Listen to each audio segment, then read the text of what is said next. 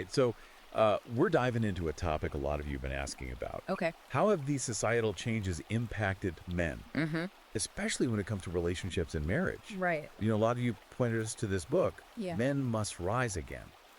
Reclaiming masculinity in a world that wants to erase it. Yeah, reclaiming masculinity in a world that wants to erase it. So Yeah. let's unpack what's inside this thing. The title itself is just like, whoa. Right. You know? And then even looking at the table of contents, you've got these hot button topics, gender equality, wokeness. Yeah. The challenges that men are facing today. Challenges men are facing today. I is mean, a lot. it feels like we're really in for a deep dive here. We are. This book is going to take us on a journey. Okay. Starting with the historical view of masculinity, and then it's going to drill down into some really specific areas like marriage, the workplace, even this thing that the author calls psychological warfare. Yeah, that psychological warfare thing. Yeah. That really piqued my interest. Just seeing it in the table of contents, it sounds like he's really suggesting that there's some sort of systemic effort to undermine masculinity. Yeah, absolutely. And he starts off strong. Right out the gate, he's saying that this whole idea of gender equality, Okay. it's a myth. It just doesn't hold up Against. when you put it up against biological and historical realities. Interesting. So, like, what kind of evidence does he use to back that up? Well, he goes way back. Okay. You know, he uses examples like the building of empires, Right. the dominance of men in art during the Renaissance. He even talks about the role of men in shaping democracy. Like, historically. Historically. Yeah. And it's not just history, though. Okay. He brings in evolutionary psychology. Interesting. And he's talking about these hormones, Testosterone. estrogen. How they have this huge impact on behavior. So he's saying that we can't just ignore We can't ignore it. these fundamental differences between men and women. You can't ignore biology. Yeah, and his point is that if we try to ignore these things, Right. it actually leads to a lot of the dysfunction that we see in society, and it weakens the traditional family structure. And that leads him right into this whole section Okay. called the tyranny of wokeness. Okay, so that's... This is where he really gets into this he's going after... this ideology, and he's calling it an overreaching ideology. So, like, what's he saying about wokeness? Well, he says that, you know, while it aims for fairness, it's gone way too far. Oh, so he's not saying... He's not saying it's all bad. Okay. He's saying that it's just gone too far. Interesting. And it's created this situation where you've got censorship, you've got shame, and people are afraid to speak up. They're afraid to speak their minds, especially men if they disagree disagree with the prevailing narrative. with the narrative. And one of the areas he thinks this plays out the most Right. was in the media. Okay. And he analyzes how men are often portrayed like, you know, Oh, the stereotype. the stereotypes. Yeah. Like the bumbling fool or the straight up villain. Oh, yeah. And he's arguing that this actually has a real impact Yeah. on men's self-esteem. Okay, so this is where it starts to get really interesting, I think, especially for this audience. 'Cause Okay. the next chapter is titled The Marriage Plantation, a Modern Trap. Oh boy. And let me tell you, he does not hold back. I bet he doesn't. He really paints this stark picture of marriage as a system that's designed to disadvantage men. Wow. He's bringing out the statistics about the financial burdens of divorce and how often those burdens Disproportionately. disproportionately affect men. Right. And then he talks about child custody rulings that he sees as biased against fathers. It's like he's saying that men are trapped Yeah. in this system that's working against them. Yeah, this is a recurring theme throughout the book. Interesting. And it kind of leads into his discussion of emotional manipulation and vulnerability. Right. He claims there's this double bind for men. So they're told to be vulnerable, Vulnerable. open up emotionally. Yeah, and then then they're we'll- judged as weak. They're judged as weak. It's a catch-22. Exactly. And he gives some examples of this happening both in the workplace and in relationships. So what does he suggest men do? Well, what I found valuable was that he actually offers some strategies Right. for men to kind of navigate these complexities. Okay.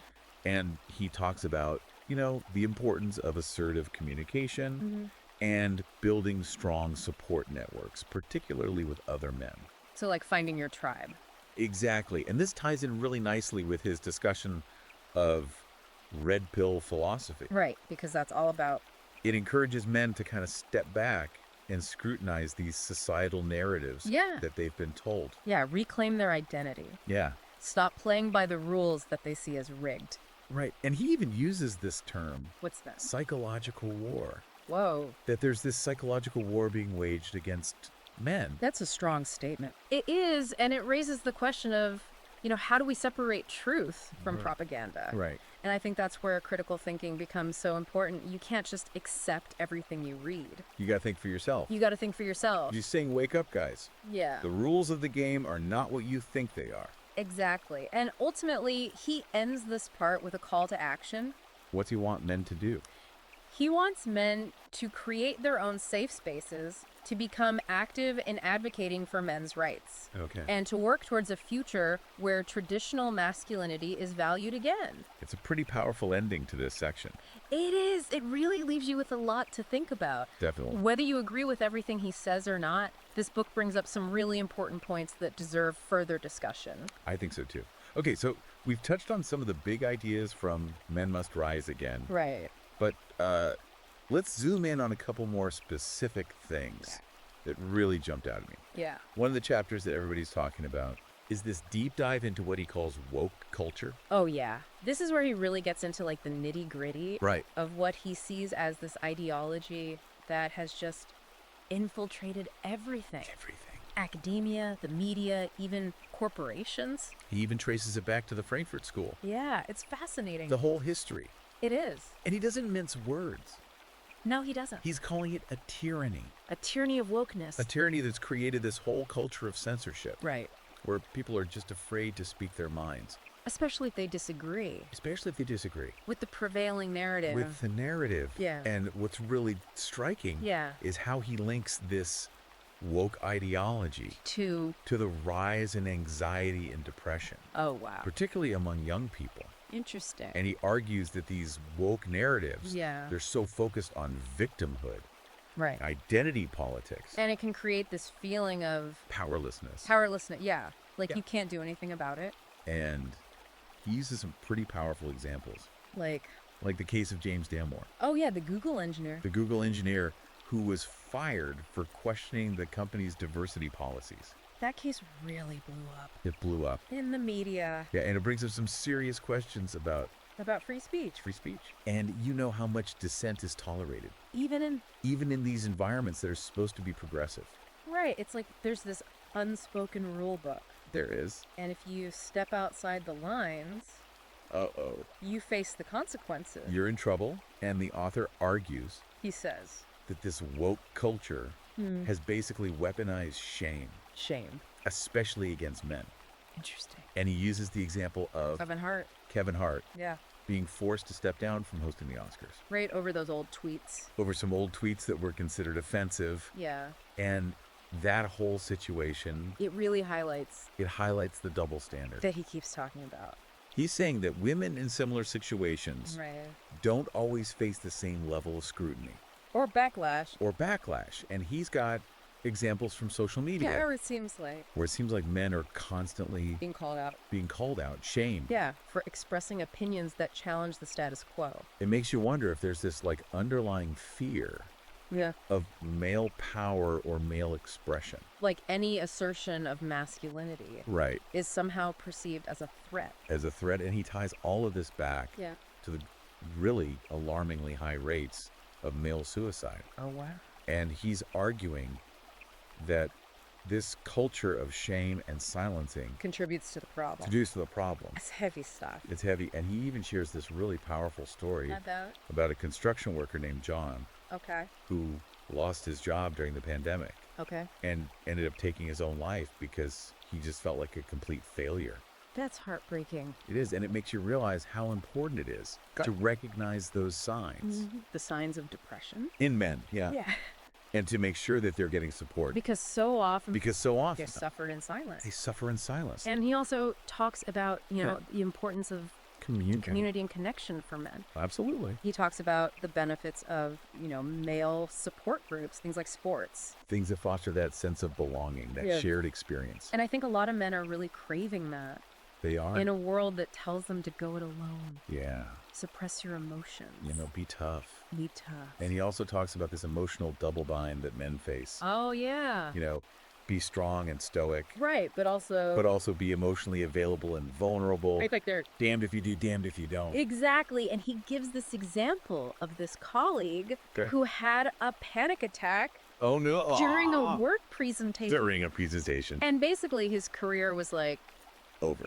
yeah, it was never the same after that. Oh. It's a reminder that the workplace Can be a minefield. can be a minefield for men when it comes to expressing their emotions. For sure. And of course we have to talk about The chapter the chapter that I think is probably resonating the most with this audience. with this audience. The marriage plantation. The marriage plantation. A modern trap. Yeah, this is where he really lays out his case Okay. for how marriage has become this system Right.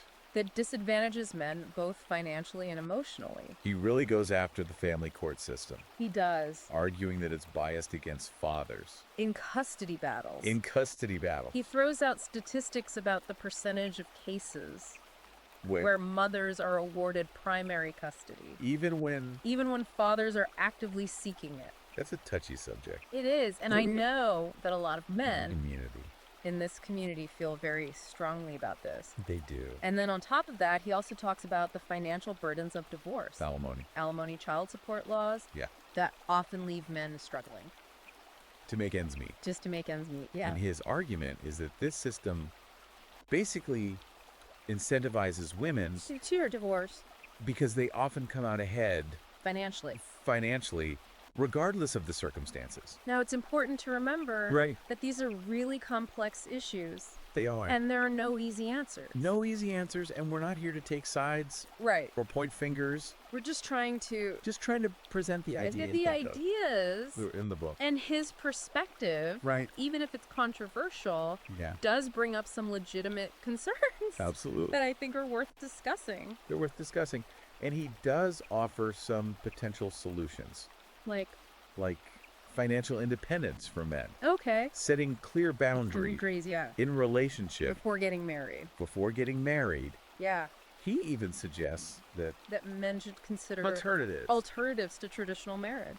Wow. Well, What's interesting is that he acknowledges A growing number of men the growing number of men who are choosing to opt out. opt out of marriage altogether. Yeah. It's like they're saying, I'm going to prioritize My own well-being, our own well-being, my financial well-being over this system that I see as that I see as rigged. And that brings us back to the red pill philosophy. his whole red pill idea. This is where he's really encouraging men to examine the That narratives they've been fed. about relationships, about masculinity, about their place in society. It's like he's saying, wake up, guys. Yeah. The rules of the game are not what you think they are. Exactly.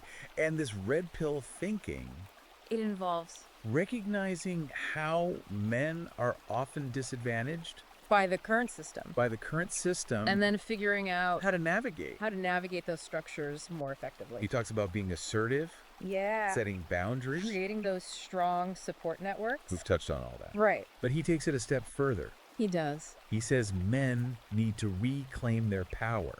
Stop playing the victim. It's important to note, though.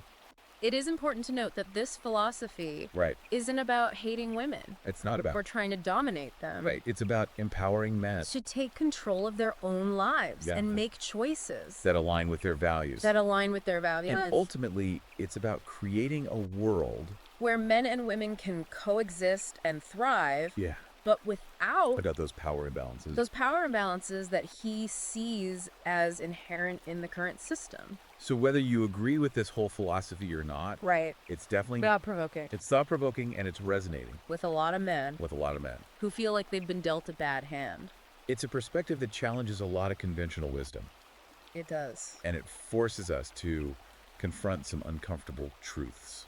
About how our society operates. And at the end of the day, Yeah. I think that's a good thing. Even if it makes people uncomfortable, Right. open and honest dialogue is essential Absolutely. if we want to create a better future for everyone. For everyone. All right, so we've covered a ton of ground with Men Must Rise Again, but there are a couple more nuggets I want to pull out before we wrap up. Okay. One thing that really got me thinking Yeah. was how he explores these historical and biological factors that have shaped traditional masculinity. Right. Like, where does it come from? Where does it come from? Yeah. And he's arguing that, these roles, Yeah. they are just some random social constructs. Right. They're deeply rooted in our evolutionary history and even in our biology. It's like he's saying that this whole idea of being a protector and a provider, Right. it's not just some cultural expectation. That's just something we made up. Yeah, it's like wired into men's DNA. It's part of who they are. Yeah. And he takes us way back Okay. to illustrate this point. So, like, what kind of examples does he use? Well, he talks about, ancient times Right. when men's roles as hunters, warriors, and protectors were absolutely essential For survival. for survival of their communities. Right. And he even connects this to, like, the development of leadership qualities and risk-taking behavior. So he's saying that's where it comes from? Yeah, and he brings it all the way to the modern world. Okay. And he's saying that, even though specific tasks have changed, obviously. Right. We're not hunting woolly mammoths anymore. Right. But that underlying drive To protect and provide. to protect and provide is still there. It's still part of what makes a man a man. Yeah. And then he shifts gears a little bit Okay. and dives into the impact of feminism Oh, interesting. on things like education, Okay. the workplace, and family structures. This is a big one. It is. And he acknowledges that Feminism. feminism has led to progress in some areas. Right. But he also argues that there have been some unintended consequences. This is especially for men. Especially for men, and he's not afraid to be critical I of see. certain aspects of feminism. So where does he think it's gone wrong? Well, he's particularly concerned about the education system. Okay. He feels like it's become increasingly feminized. In what way?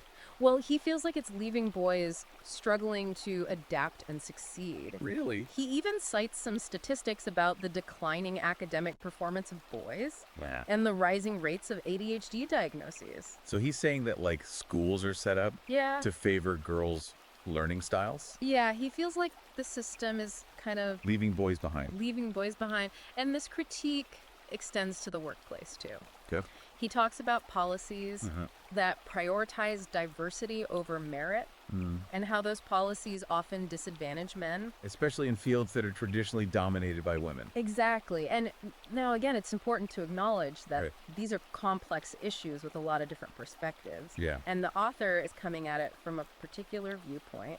But it's still valuable To hear his take, to hear his take and consider whether some policies, even if they're well-intentioned. even if they're well-intentioned, Right. might be creating new imbalances. New imbalances. Okay, and then of course we got to talk about his chapter on fatherhood. Oh, yeah, this is a big one. And this is super relevant for this audience. Absolutely. And he's arguing that fathers are becoming increasingly marginalized in modern society. in modern society. So how's that happening? Well, he points to things like biased custody rulings Okay, we've talked about that. we have, but also the lack of paternity leave Yeah. and the pressure on men to prioritize work over family. It's like society is sending these mixed messages Yeah. about the importance of fatherhood. On the one hand, we're saying fathers are important, Right. but on the other hand, we're not really supporting them. Exactly. And he makes this really compelling case for how crucial fathers are, not just for their children's well-being, Right. but for society as a whole. So, like, what are the benefits? Well, he argues that involved fathers contribute to stronger families, reduced crime rates, even greater economic stability. Just like a ripple effect Yeah, he even goes so far as to suggest that the decline of fatherhood is linked to. is linked to many of the social problems that we face today, like crime, poverty, mental health issues. It's a pretty sobering thought. It is. It really makes you realize how important it is. To reevaluate our priorities Yeah, and create a culture that supports and values fatherhood. absolutely. And it ties back to his overall message of empowering men to step up Step up. and embrace their roles As fathers. as fathers and leaders. Okay, now he also touches on the role of technology Oh, yeah. in shaping modern masculinity. This is really interesting. It is. This is something we haven't really talked about much. No, we haven't. And he explores how things like social media dating apps, even video games, All this one. can both empower and challenge traditional male roles. So it's a double-edged sword. Exactly. It's like, on the one hand, technology can offer these new ways for men to connect, build communities, express themselves. And that can be empowering. It can, but it can also create these unrealistic expectations, Right. fuel anxiety, contribute to a sense of isolation. So what's the solution? Well, he urges men to be mindful of how they're using technology, Okay. to be aware of those potential pitfalls, Be aware of the downsides. and to seek out positive role models Yeah, and create a digital environment That supports their well-being. that supports their well-being, exactly. And then finally, Yeah. he ends with this powerful call Yeah. for a restoration of male leadership. So he's saying men need to step up and lead. He's saying that men are naturally suited to leadership roles Okay. and that their unique strengths are essential for a thriving society. So it's not about men dominating everything. No, it's not about going back to some patriarchal system. Right. It's about a more balanced approach Okay. that recognizes the value of both male and female leadership. I think we can all agree on that. Absolutely. So as we wrap up our deep dive into Men Must Rise Again, Yeah. what are some key takeaways for our listeners? Well, I think first and foremost, this book reminds us that masculinity. Isn't a one-size-fits-all concept? Exactly. There's a whole spectrum of experiences and perspectives. Right. And it's important to acknowledge and celebrate that diversity. Absolutely. Yeah. It also highlights how important it is. To have these open and honest conversations About the challenges men face. about the challenges men face in modern society. We need to move beyond these stereotypes. The simplistic narratives Yeah. and really engage in meaningful dialogue. I think that's key. And finally, It's a call to action. it is. It's a reminder that men have a responsibility To themselves. to themselves, their families, their communities. And it's a call to rise above the noise. Yeah, reclaim their identity, Create a future, where masculinity is celebrated, not demonized. not demonized. It's been a journey exploring this book, Men Must Rise Again. I hope this deep dive is giving you some valuable insights Yeah, and spark some thought-provoking conversations. some good conversations. And if you want to explore these ideas further, Yeah, you can find Men Must Rise Again on platforms like Amazon Kindle, Google Playbooks. Google Playbooks, and remember, This is just the beginning. this is just the beginning. Keep exploring these ideas, engage in respectful dialogue, Yeah. and most importantly, take action. Take action. The future of masculinity is in your hands. Thanks for joining us on this deep dive. It's been a pleasure. We'll be back soon with another fascinating topic. Looking forward to it. Until then, keep learning, keep growing, and keep rising.